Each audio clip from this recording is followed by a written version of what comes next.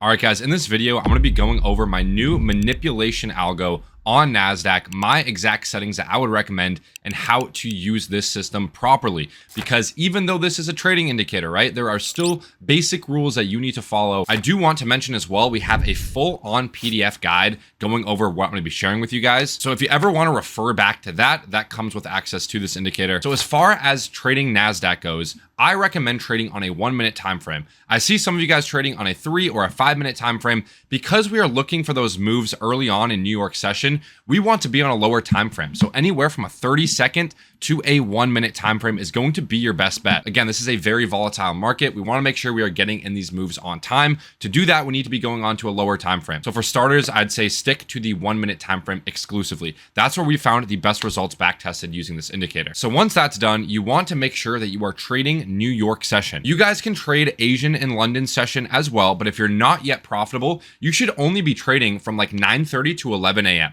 Like that's it. Maybe 9:30 to 11:30 a.m.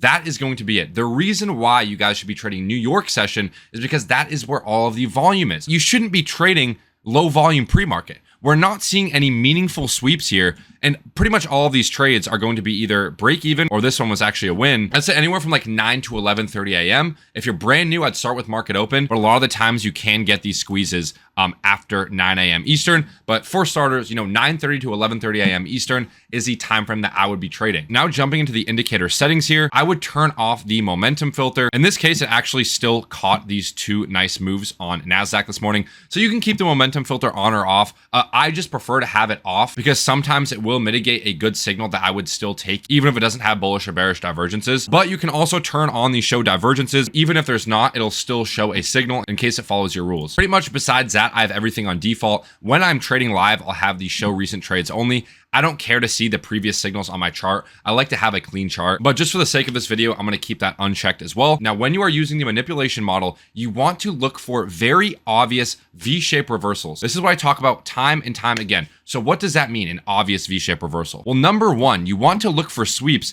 of very obvious highs and lows, I should say. So before the market opens, we want to mark out some of these key levels, right? These key pivot points, I call them. These are going to be our targets or areas of interest that we will look to take trades off of. If you guys want a mechanical method of finding these levels, you can use previous day high and low, pre-market high and low, previous session high and low. Those are going to be your key levels. But honestly, guys, you're just looking at the chart for these very obvious pivot points. Again, we're not going to be taking a look at this level right here. We're taking a look at this liquidity level, right? This is the most obvious swing point, the most obvious liquidity level that I see. So once you do that, okay, you can jump down to a lower time frame and our indicator will mark when these levels get swept anyway. It's good to get in the habit though of taking trades off of these key levels. For example, here, right, you saw a sweep of these lows into that inverse fair value gap. That was a good long signal. So that's step number one, right? Is looking for a sweep of an obvious liquidity level. The next part is waiting for that V-shaped reversal. You should see a very obvious, in this case, bearish fair value gap down. You can see we have this massive bearish fair value gap. We sweep this low and then we inverse it with that bullish candle. This is a high probability setup, guys, targeting external liquidity. If we take a look at this signal here, which we are eyeing inside of the Discord, very obvious bearish fair value gap down, sweeping that low, inverses this bearish fair value gap within 5 to 10 candles.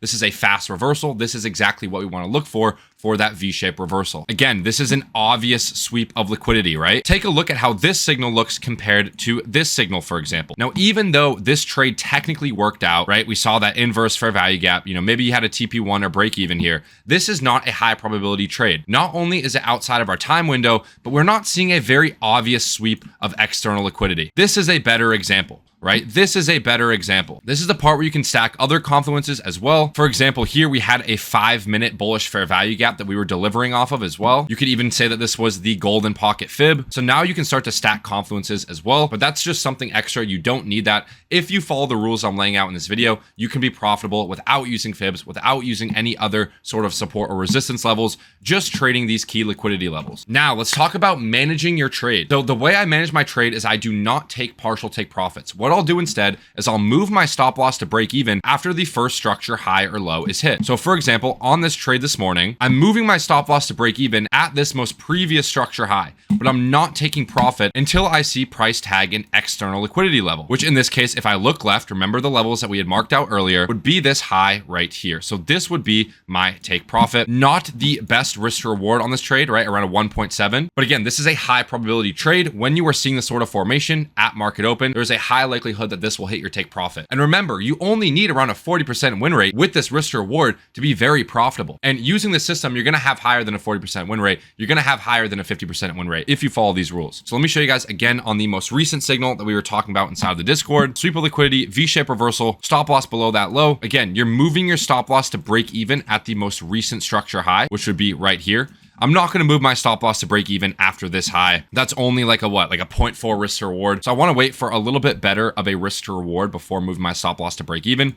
So I'm just looking at the most significant high, which is right here. So at this point, my stop loss is at break even and I'm targeting, again, the external liquidity level, which is right here. So this was over a 2 risk to reward ratio on this trade. You also need to be aware of your high time frame bias. Again, even though this short position here actually was a break even trade, moving your stop loss to break even after it sweeps this low again, we're not taking the short position. Our bias is long. If we zoom out to a higher time frame, daily 4-hour time frame, we have just broken out of all-time highs on Nasdaq. I don't like shorting price discovery. So this is where just basic common sense comes into play. If you're in price discovery, meaning price is making all-time highs, there's no need to be trying to find a short. So that is why I personally would not have taken this trade. My bias is still long. And again, these trades are outside of our timing window. Even though this one hit take profit, this one probably will hit take profit as well. It's outside of my timing window, right? I only want to trade New York session when there's volume in the market. After I'm profitable trading New York session, then I can start to add other sessions, right? Asian, London session. But to start, I would recommend, like I said, 9:30 to 11:30 a.m. Eastern. Well, that's going to be it for this video, guys. That is how you can trade Nasdaq on a 1-minute time frame using our new manipulation algo. If you guys want access to this indicator for yourself to help remove some of the guesswork,